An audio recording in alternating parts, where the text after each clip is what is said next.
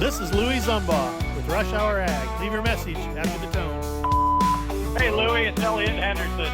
Can't wait to tell you about rolling down the back road, truth riding with the dust, talking agriculture policy with people you can trust. From the field to the Capitol, we're breaking it down. Real talk, real issues from a real farm town. Every hour's rush hour when the work won't leave, so we're cutting through the noise and setting things straight. What's your rush today, Elliot?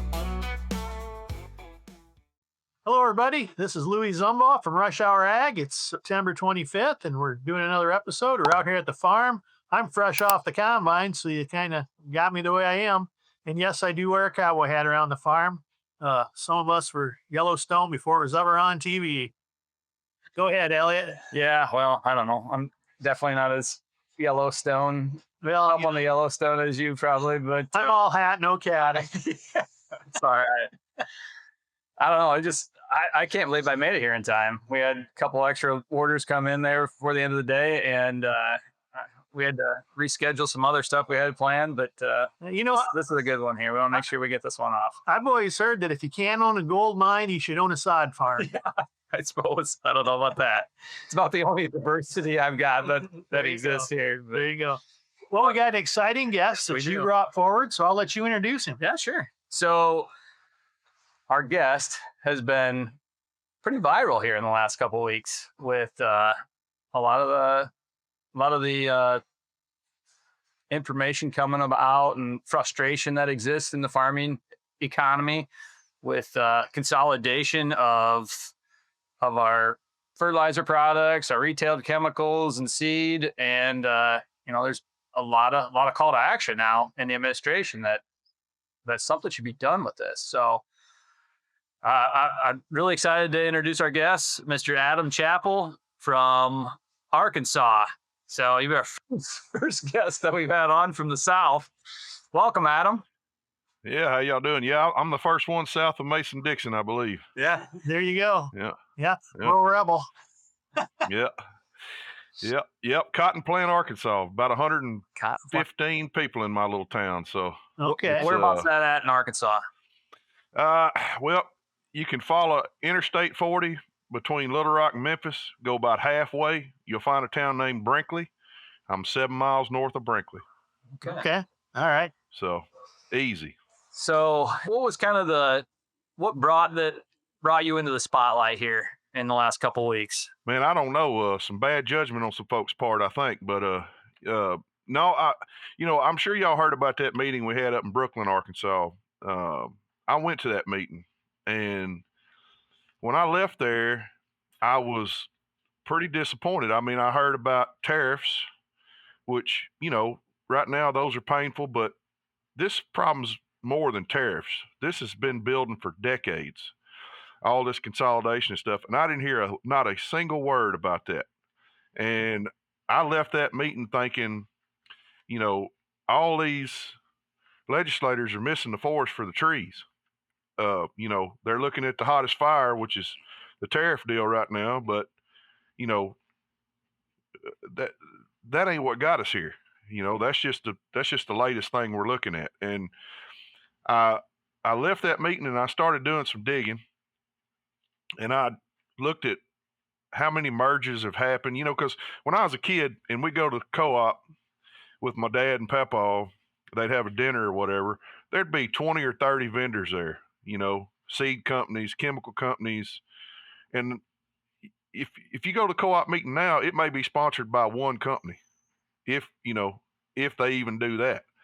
And that's made a real impression on me because with the way input costs are, you could try to shop around and find a better deal, but you ain't going to find a better deal because they're all the same people. There might be 20 brands out there of seed, say corn seed or bean seed, but those companies are just licensing those genetics and that tech from one of the four major folks. So the price doesn't change. You can't escape them. And that's not right. That's not what American capitalism was built on. That's not what it's supposed to be. This is not capitalism anymore. This is monopoly. This is oligopoly, and that's not American.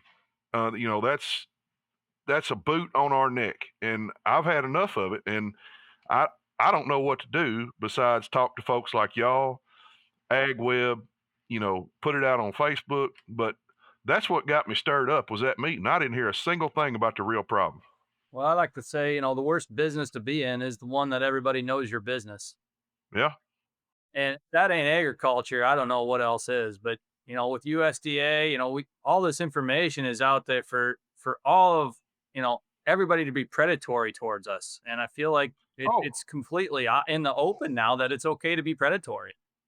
exactly. And they weaponize data against us at every turn. Yield monitors, input records, anything that you subscribe to and use, they are weaponizing that data to see exactly how much they can charge us for something and still let us barely survive so we can pay them again next year.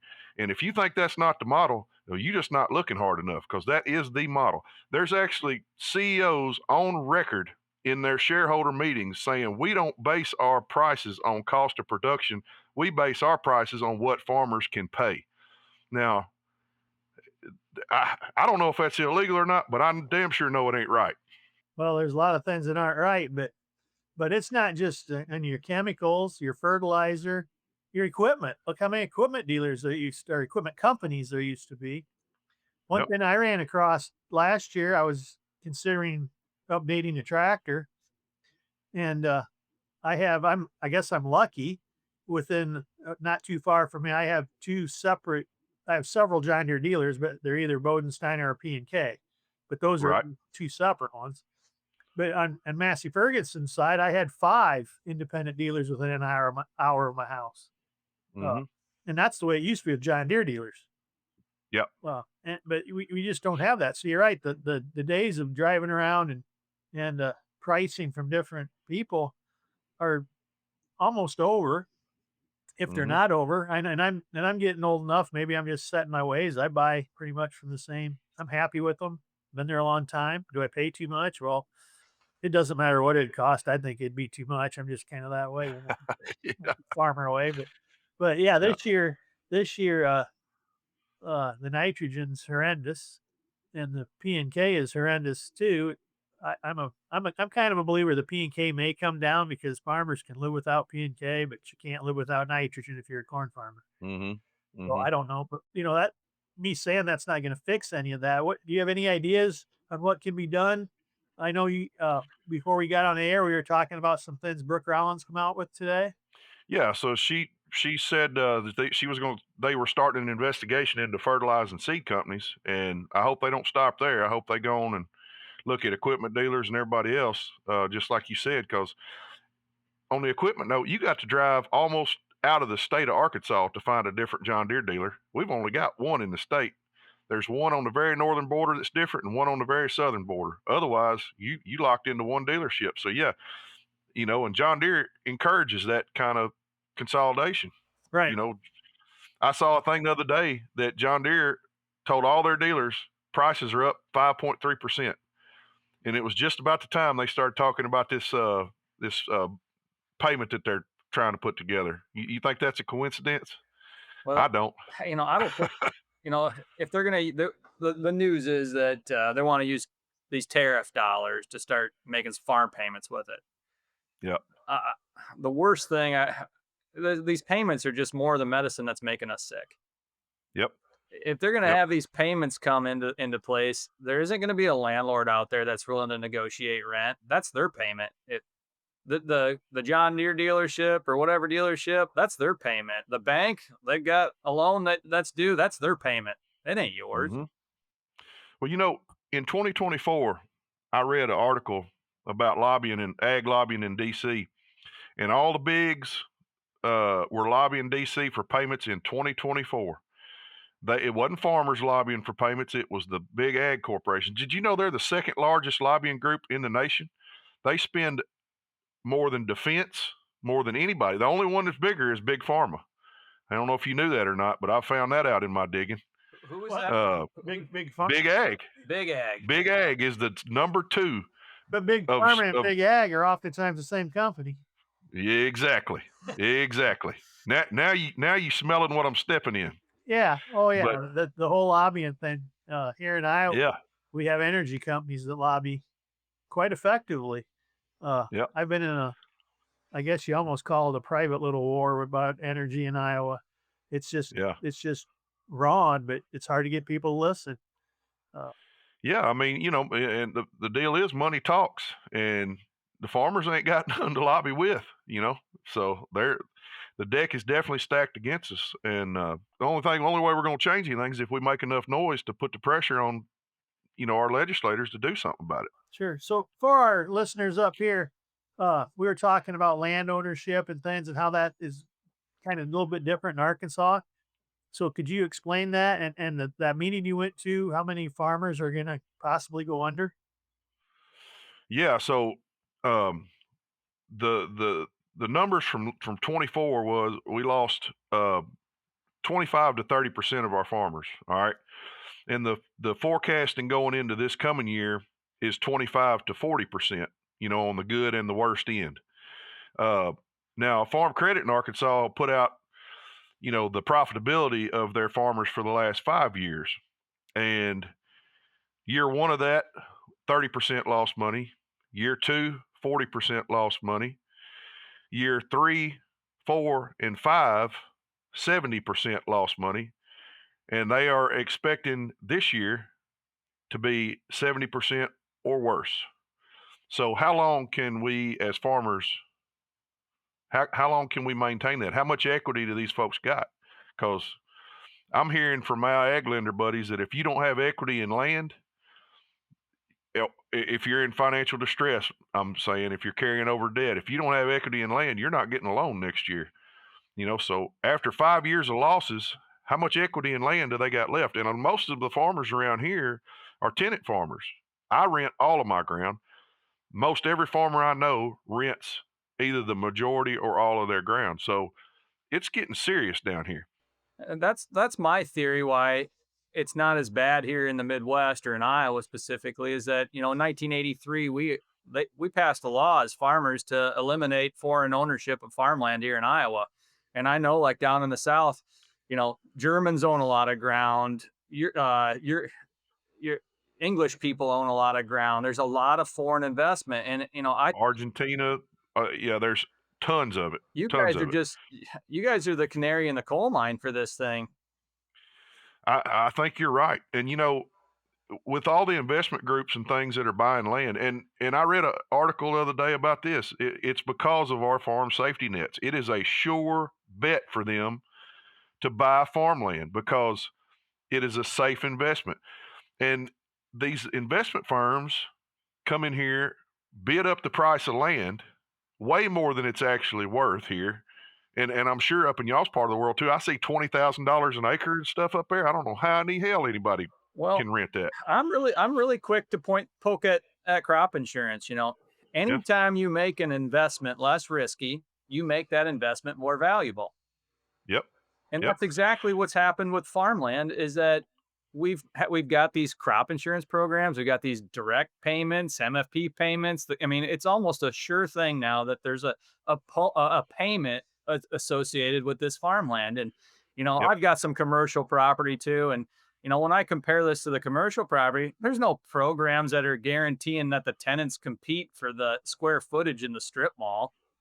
Right.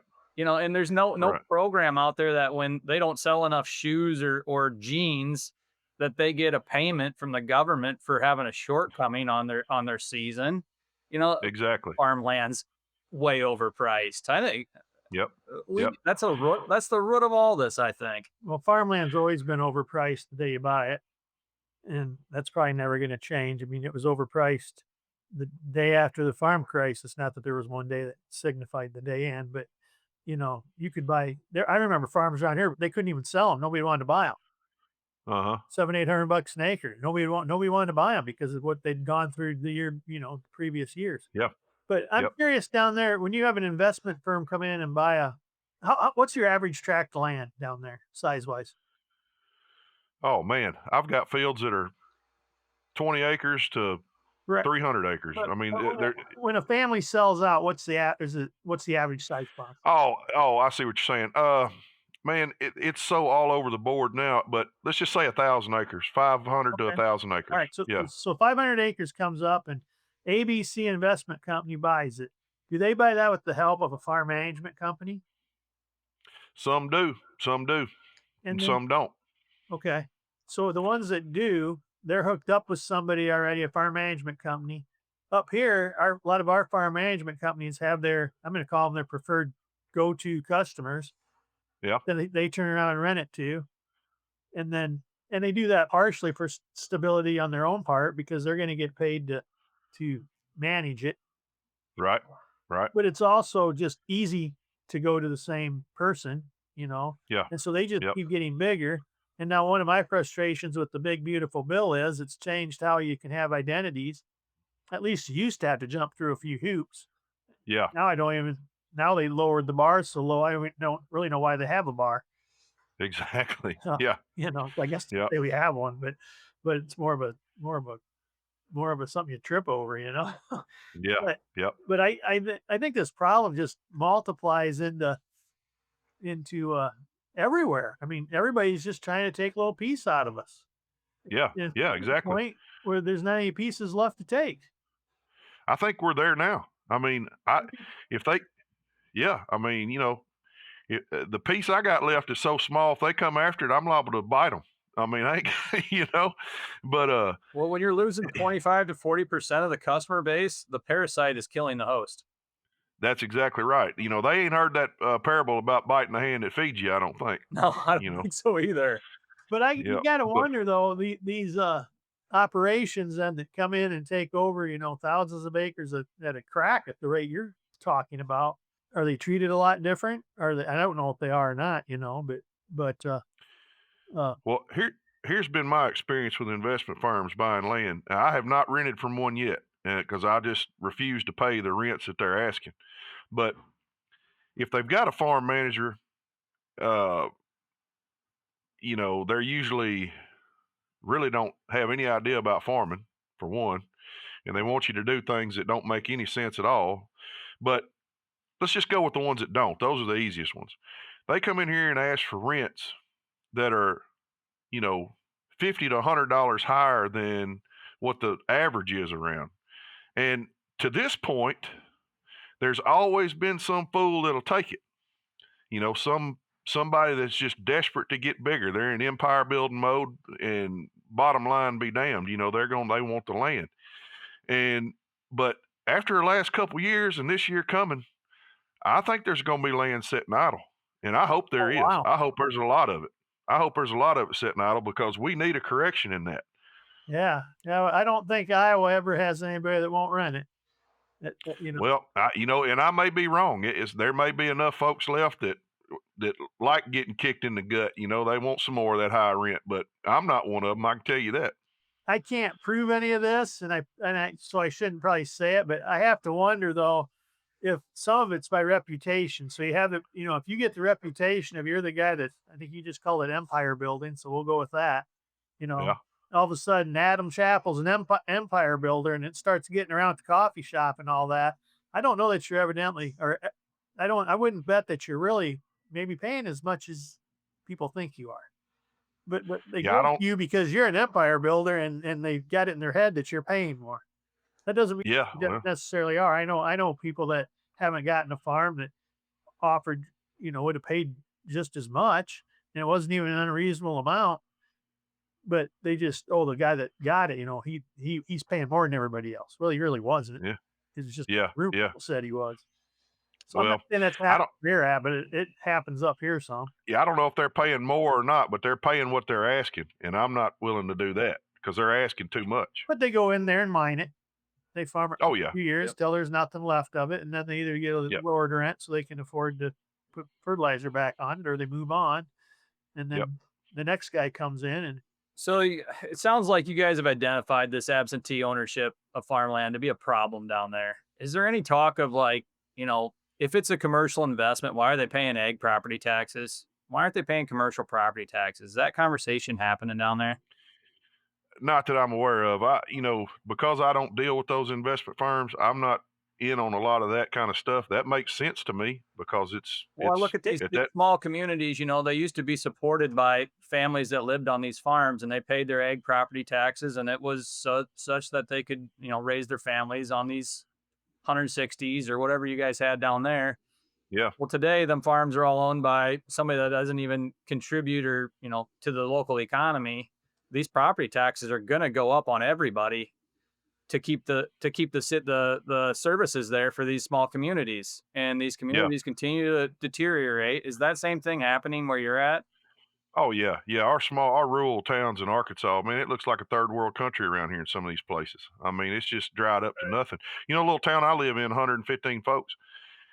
That place used to be 8,000 people, Oh, back in wow. the 50s and 60s. It was a booming little town. It had furniture factory, it had a bunch of cotton gins, had a bunch of timber industry down Cypress and the slough, and stuff like that. I mean, it was a booming little town, and there's nothing left. How far from, I got to think of the name of the town. The man had some daughters. He was hooked up with Beale Street when it started back in the day. Uh, oh, you know what I'm talking about? Uh, I might if you told me their name. I cannot think of the name of the town. Wilson, Arkansas. Oh, Wilson. Yeah, that's up northeast Arkansas. Yeah. Okay. You ever hear of that story of that town and all that? Yeah, some guy went in there and bought it and has remodeled it completely. Oh, now they have? It sold about, Yeah, they have. well, Yeah. the family Yeah. didn't know what Yeah. they had to sell that off. Yeah. My opinion. When I was in college, I scouted cotton for some consultants up there. I was a summer worker for them, and we worked around that little town of Wilson. Yeah. And I saw some pictures of it a couple years ago after they built that big hotel, and I mean it's really nice. I was like, man, that's not even the same place I used to run around looking at cotton in. But that guy's really revitalized that little town. It's a pretty neat place. You ought to visit it. I'll have to go back. So I found it coming home from Florida once with my brother-in-law. I'm that guy that if I see something I'm curious about, I'll just pull into a farm and start asking. Yeah. So I pulled in off the interstate because I want to learn a little bit about cotton. And the gentleman said, well, did you know anything about how the plantation system worked and all that? And I said, well, just what I learned in high school in history class. Yeah. Yeah. He sent us on up the road to Wilson. And at that time, the old man at the time was still alive, living in the mansion. He was married to his nurse. Yeah. And back in the day, and they still did, they still owned the cotton gin. And to rent their land, you had to buy their cotton seed and gin it in their mill. Yeah. And then they'd rent you I, the gin. I don't know what the situation up there is now, but yeah, I remember all that from when I scouted cotton up through there. That was kind of the way it was. And before World War II, they owned every house in town and owned everything. And then after World War Yeah. II, they sold the houses to the people that lived there. But it's an Yeah, yeah. interesting story. If anybody's listening, to look up Wilson, Arkansas, and just The company store model. oh yeah, yep. Yeah, yeah. It's H something. I can't think of the name of the farm, but it was a Yeah. big deal.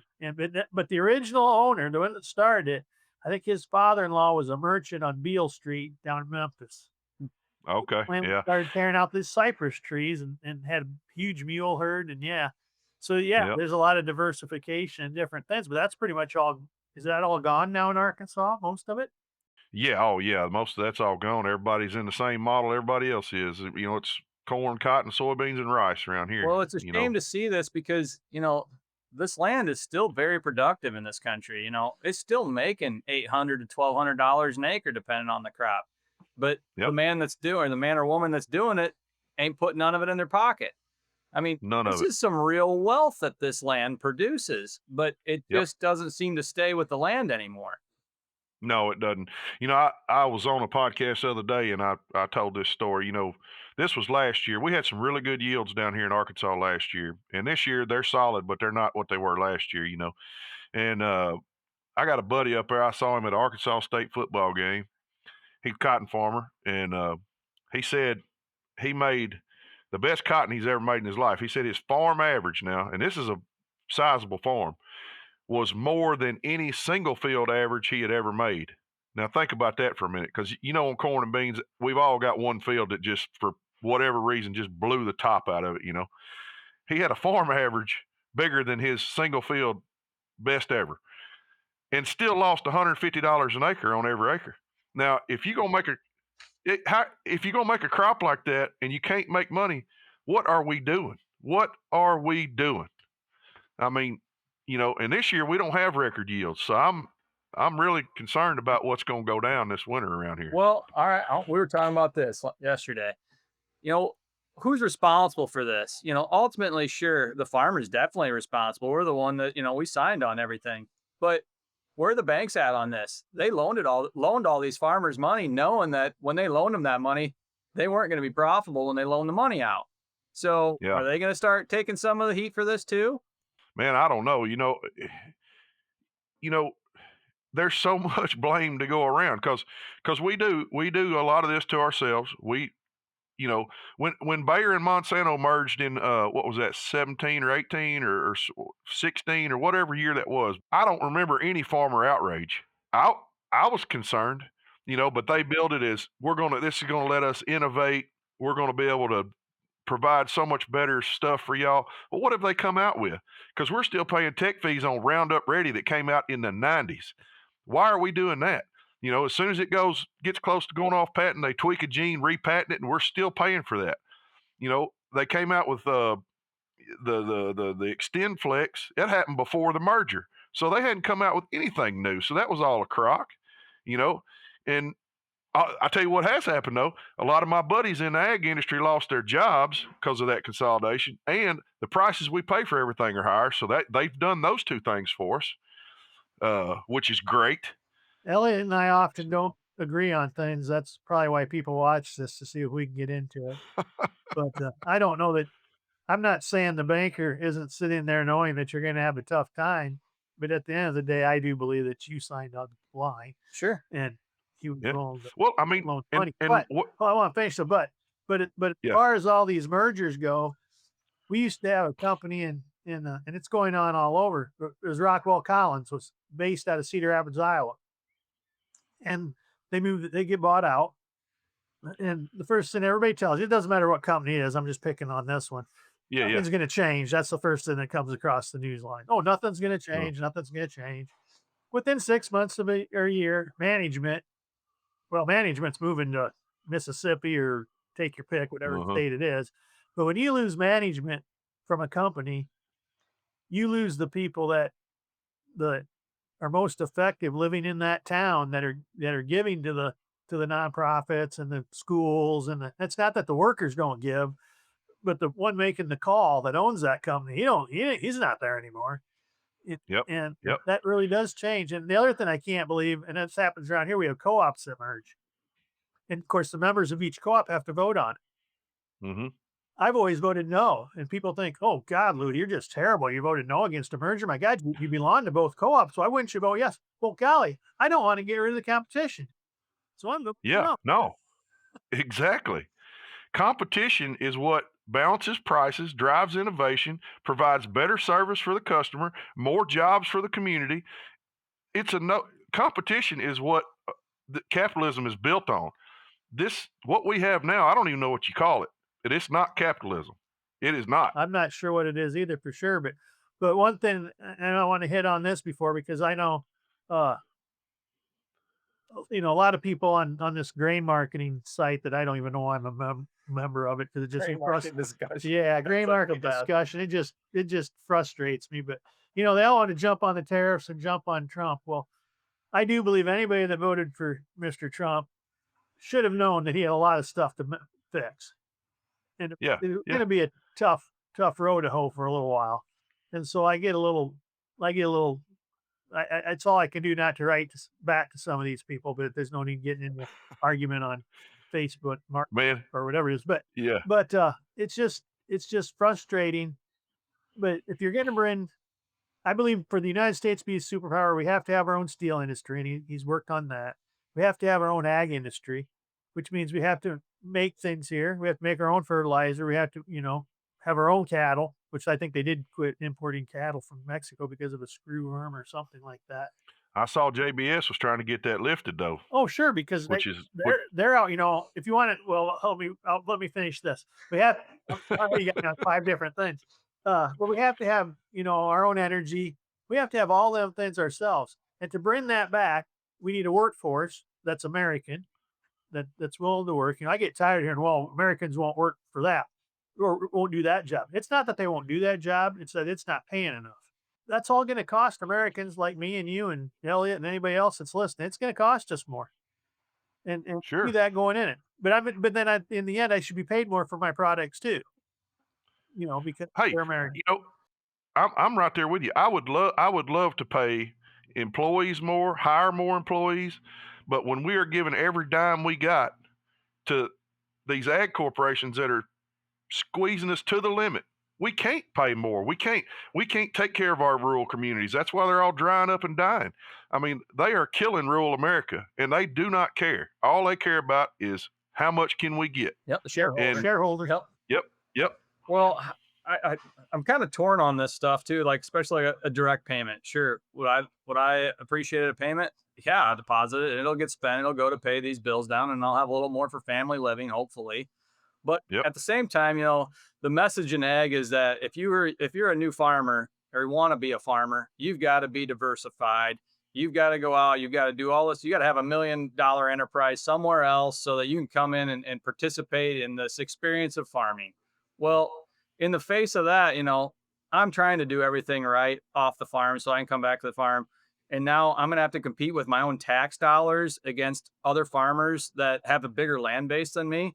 And they're going to get a Yep. big payment. And I'm just going to be status quo. I don't know that I agree with this. Well, I tell you, I've got a lot of farmer friends in Australia that I've met through the years. Australia did away with all of those safety nets, all of them. And there was a rough period right behind that. But when they came out the other side, all of that stuff was corrected. The land values did dip, but it got all the investment groups out and farmers were owning the land again. The commodity companies can't just inflate prices because they know we're going to get a bailout because all that stuff's gone. I don't know how popular of an opinion it is, but I say let's get rid of this crap. Burn the whole Let's get rid of it. down. Burn it down. Burn it down. I mean, look, the public hates us right now because we're getting a bailout. All right. But that's the system that we are in and that was built around us. It's either get a bailout or perish at this current moment. But if we can cut that off, what do we got to lose? I guess is my question. If they could enforce some antitrust, get some fairness and transparency back in the market, and do away with these safety nets that had good intentions to start. I mean, I get that, but they have been twisted into something now that is just a pass-through payment to these big ag corporations.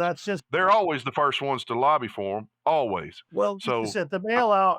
If we get a bailout, whatever, if that's what you want to call it, we're just pass through people because they can't directly give it to them. That's right. All we're doing is kicking the can to next year. You watch. We get a payment. The USDA is forecasting prices to continue to decline, and we have seen how many articles on prices going up. Tech fees already went up. John Deere put that thing out there going up 5.3%. So we're going to be right back here this time next year. We're going to be asking for another one next year. I promise you. So it's something that's got to change. It's got to. I'm with you. Burn it down. Burn it down. Well, I'm not so sure. I'm not. I'd want to see what burning it down looks like. Well, I get it. I Land get what you values are guys going to are come saying. down, but we're going to have to be patriots about this. We're going to have to deal with some discomfort. Yeah, well, that's probably true, but I'm Well, I don't know about y'all, but I'm in discomfort right now. I mean, all of my farmer friends in Arkansas are in discomfort right now. So, if we're going to be in discomfort, let's at least make a showing of it. Do something that's going to make a change. I think we are going to have just I don't go to the coffee meetings. I don't go to any of that stuff, but just from a little bit I'm hearing on Iowa crops, our crops have been pretty good. I'm real happy with them. Yeah. But I hear other people that the rust got theirs a little worse and Yeah. whatnot. So I could see corn possibly coming back some. Part of it, when you want to go crop insurance, the ice states, Iowa, Illinois, and Indiana, we bear the burden for everybody else to have crop insurance. Don't take that, Ron, but you don't live in North Dakota, so I guess that, Yeah. but Yeah. would they be growing corn up in North Dakota if they didn't have crop insurance? Man, I don't know. I don't know. I go pheasant hunting. I go pheasant hunting up there, and I don't know how anything lives up there, buddy. It's cold. I got another one. I know it. I couldn't remember what we were going to talk about. You brought up JBS. Yeah, yeah. So, and this, I'm a conspiracy theorist. I'll just admit it. He said you watched a couple of the shows. We actually did one about some of the conspiracies I believe in, but I heard this Yeah. one, and I don't know if I believe in it, but I could see it, where JBS wants to keep the cattle market as high as it can, so that people are selling all their heifers to make the U.S. get us out of the cattle business, and so they can control all of it. I know that Yep. seems like a stretch, but boy, I wouldn't put Nothing surprises me. Yeah, Now they're talking, government program wanting to pay people to retain heifers. I don't know if you guys heard that. This is the I've latest. seen that. Yeah, But like, just get rid of crop insurance and you'll have all the pastures back out west. You want to retain Yep. heifers, start having land where you can put hooves back on it. Yep. that could be. Well, Adam, we've been on our kind of our half hour. We'd love to have you back. We can keep talking about this stuff for another episode time, but we sure are appreciative that you joined us tonight. Anytime, man. That was fun. Yeah, I'm surprised Rachel ain't gave y'all the hook yet. Oh, pretty nice. Yeah, she's pretty nice. She takes after. Yeah. There you go. There you go. Anyhow, we appreciate you being on, and if you're a faithful Rush listener or a new one, we hope you rush back for another episode. Thanks, Adam. Yep. Thank y'all.